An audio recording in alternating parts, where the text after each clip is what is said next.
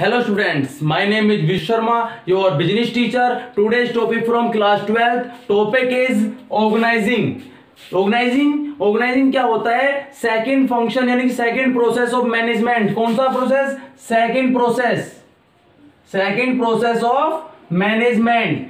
Management का first process आपको 4th chapter में आपको मैंने पढ़ा दिया है. प्लानिंग क्या होता है और प्लानिंग के बाद नेक्स्ट नंबर आता है ऑर्गेनाइजिंग का. ऑर्गेनाइजिंग क्या होती है? ऑर्गेनाइजिंग से समझ रहे हो कुछ कि ऑर्गेनाइजिंग का मतलब है ऑर्गेनाइज करना, कोई प्रोग्राम ऑर्गेनाइज करना, वर्क को ऑर्गेनाइज करना, कोई कंपनी के अंदर कोई वर्क कराना उसको ऑर्गेनाइज कराना. ये सब चीज ऑर्गेनाइजिंग का मतलब होता है काम को कराना.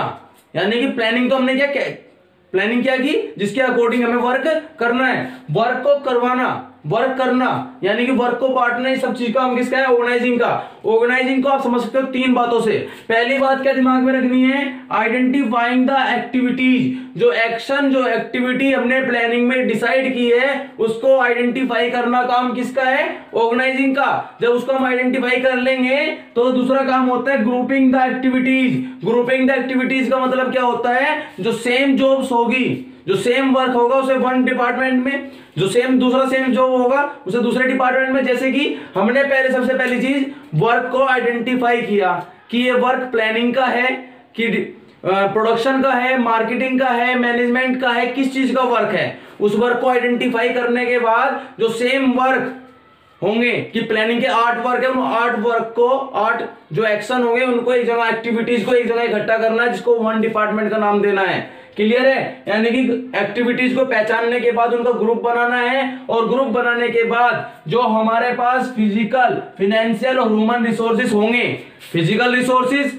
फाइनेंशियल रिसोर्सेज और ह्यूमन रिसोर्सेज जो भी हमारे पास अवेलेबल है उनको ब्रिंगिंग टुगेदर, एक साथ लेकर आना है. और किस लिए लेकर आना है? For achieving the objective. जो ऑब्जेक्टिव, जो टारगेट प्लानिंग में डिसाइड हुआ है उसको अचीव करने के लिए हमें पहले तो एक्टिविटीज को पहचानना होगा, उन सेम एक्टिविटीज के ग्रुप बनाना होगा और उन एक्टिविटीज के जरिए हमें एक जगह लेकर आना है किसको? फिजिकल, फाइनेंशियल और ह्यूमन रिसोर्सेज को, जिससे कि हम टारगेट को अचीव कर सके.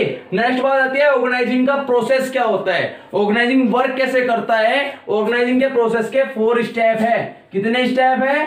4 स्टेप्स को फॉलो करना है. फर्स्ट स्टेप आता है identification and division of work. जो भी हमने टारगेट सेट किया है उस टारगेट को सेट करने के लिए टोटल वर्क होगा कि जो भी मार्केटिंग का होना है, प्रोडक्शन का होना है, प्लानिंग का होना है, जो भी वर्क होना है उस वर्क को सबसे पहला काम क्या है? पहचानना. उस टोटल वर्क को दूसरा काम क्या है? Division of work. सबसे पहले ऑर्गेनाइजिंग कहां से शुरू होती है? जो भी हमारे पास टोटल वर्क है, टोटल वर्क जो होता है उसको स्मॉलर पार्ट्स में डिवाइड कर देते हैं. यानी कि टोटल वर्क को, टोटल एक्टिविटीज को छोटे छोटे कामों में डिवाइड कर देना और उन कामों को पहचानना, यानी आइडेंटिफाई करना कि वे जॉब्स, जो स्मॉलर यूनिट्स होती है वर्क की, जो स्मॉल जॉब होती है उसको हम जॉब कहते हैं. उन जॉब को पहचानना कि वो जॉब मार्केटिंग की है कि प्रोडक्शन की. क्लियर है? तो उसको पहचानने का काम क्या है? फर्स्ट स्टेप में आता है. सेकंड स्टेप में हम चलेंगे grouping the jobs and departmentalisation.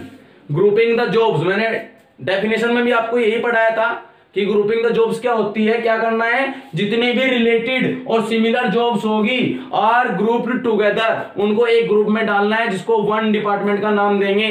कि मैंने 8-10 जॉब्स एक सिमिलर देखी है, रिलेटेड देखी है एक दूसरे से, वो मार्केटिंग में सेट कर दी, कोई प्रोडक्शन में सेट कर दी. ठीक है ना? तो यानी कि सभी की डिपार्टमेंट बना लेना. नेक्स्ट बात आती है, हमने काम को बांट लिया, काम को पहचान भी लिया, सेम काम का ग्रुप भी बना लिया. उन कामों को अब लोगों को प्रोवाइड कराना है, असाइन करना है, असाइनमेंट देना, लोगों को देना. किससे उन्हें करवाए? ये भी तो चीज है ना. तो असाइनमेंट ऑफ ड्यूटीज, जो ड्यूटी, जो जॉब भी हमने डिसाइड की है, जो जॉब हमने पहचानी है उनको लोगों को देना, पर्सन को देना. तो jobs are assign to the person to their skill and qualification. उनकी स्किल और उनकी क्वालिफिकेशन के अकॉर्डिंग, उनकी कैपेबिलिटी के, उनकी एबिलिटीज के अकॉर्डिंग उनको जॉब्स देना कि ये मार्केटिंग का बंदा है तो मार्केटिंग का काम अच्छा करेगा, ये प्रोडक्शन का अच्छा काम कर सकता है तो प्रोडक्शन का काम इसको दे दो. क्लियर है? लास्ट बात आती है establishing reporting relationship. Establishing reported relationship, जिसको हमने वर्क दिया है, जिसको हमने ड्यूटी दी है उस वर्क को कंप्लीट करने की, उसको उसके साथ कुछ ना कुछ अथॉरिटी देनी होगी जो उसकी जॉब से मैच करती हो, कि आपको ये वर्क दिया हुआ है, इसकी रेस्पॉन्सिबिलिटी आपकी बनती है, और उस रेस्पॉन्सिबिलिटी को तभी पूरी कर सकता है जब उसके पास अथॉरिटी हो कि उसको काम करने में कोई रोक टोक ना करे, कि उसके उस वर्क के लिए कोई डिसीजन अगर उसे लेना हो तो उसके पास अथॉरिटी होनी चाहिए उस वर्क के लिए वो कोई भी डिसीजन ले सके, कि वो उस वर्क को कंप्लीट कर सके। ये बात पहले भी हो चुकी है, रेस्पॉन्सिबिलिटी और अथॉरिटी में रिलेशन होना चाहिए। अगर आपको रेस्पॉन्सिबिलिटी दी गई है तो आपके पास कुछ ना कुछ अथॉरिटी हो उस जॉब को करने के लिए। तो मैंने आपको क्या बताया, ऑर्गेनाइजिंग क्या होती है, वर्क को, एक्टिविटीज को पहचानना, सेम एक्टिविटीज को एक ग्रुप बनाना, और उन एक्टिविटीज के जरिए ऑर्गेनाइजिंग क्या करता है, जो फिजिकल, फाइनेंशियल और ह्यूमन रिसोर्सेज अवेलेबल है हमारे बिजनेस में उनको एक साथ लेकर आना, जिससे कि टारगेट को अचीव कर सके।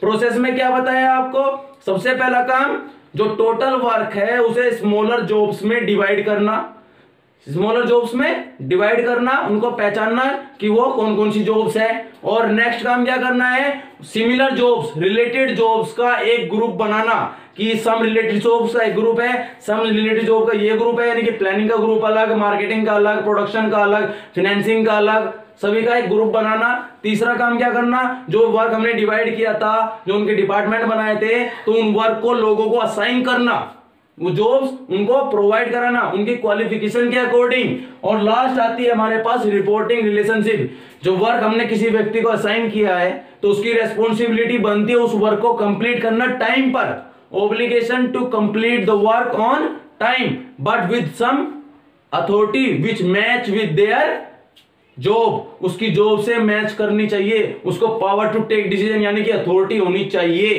क्लियर है, अपनी जॉब को कंप्लीट करने के लिए। थैंक्स।